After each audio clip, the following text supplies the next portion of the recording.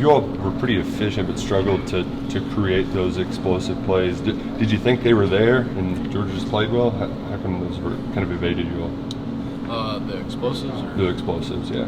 Well, obviously when we have like Barryon and Dane and dudes that can just take the top off on the outsides, they're not going to give you those one-on-one matchups a lot. And as you can see, we had a couple shots dialed up and corner bails and stuff like that. So getting just a deeper zone, and you got to take what they give you, check the ball down, and sometimes if you run out of time in the pocket, got to make sure you just try to get the ball out of your hands. And but whenever they're playing deep, trying to take away that stuff because of those threats on the outside, you just got to take what they give you and try to stay on task and stay on schedule. We could tell that this game meant a lot to you, and you were getting amped up a couple of those first downs running. I mean, you making those plays with your legs, how does that help the offense so much? And you did that in week 1 too, but not much of that stuff running.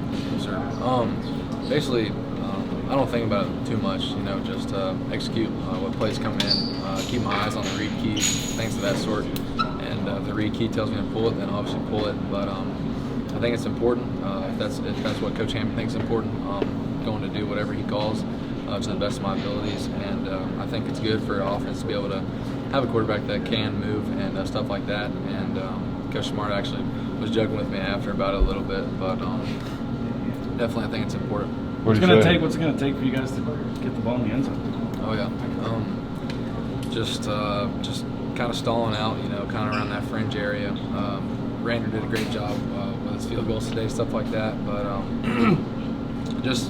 it's like we're moving the ball well, and then just kind of stall out, and don't really have those answers for you right now. But we're gonna have to obviously watch film because we're dying to get in the end zone, and we got some great red area plays that just can't get them off the call sheet because we're not there yet. But I'm not sure what the answer is to that, but obviously we're going to try to figure that out. I know it's a loss, but did you go gain any sort of confidence offensively after playing so poorly last week and then putting some things together this week? Yes, sir. We're not Coach Toops told us in the locker room stuff. We're not into the moral victory stuff like that. At the end of the day, it's a tally in the L column.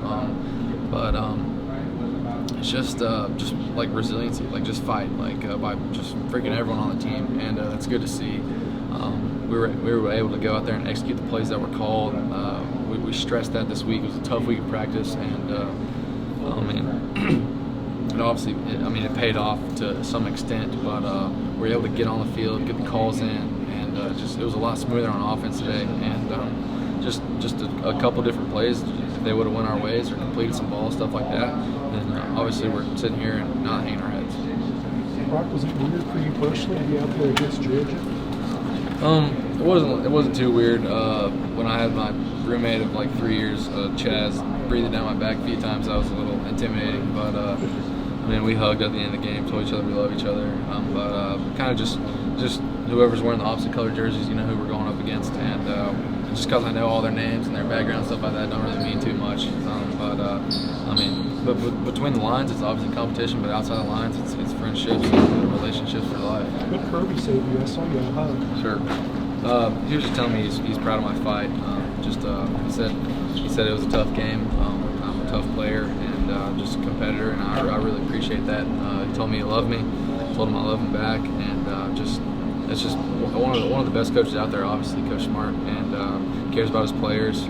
I'm wearing Kentucky blue and stuff, and he still cares about me, and that means a lot to me. And just to hear that from him, and I think we'll be able to get back at it next week. Thank you. How much different was the team out there today than it was in South Carolina last week? What do you guys think was the difference today? I think the main thing was just come down to just discipline, execution. That was one thing that was stressed this week. Communication, like we've said the past 3 weeks, win the pre-snap and make routine. And some of those guys, even today in our hotel walk, we have guys. It didn't matter if you ran or not, staying on the wall or not. When the personnel board went up, then we were obviously yelling at the personnel, and it's just kind of a buy-in that I saw this week that was just really just encouraging, and to be able to go out there, and that's probably one of the top 5 defenses in the nation, and to be able to move the ball on them and to execute our plays was just encouraging. What's it going to take to get that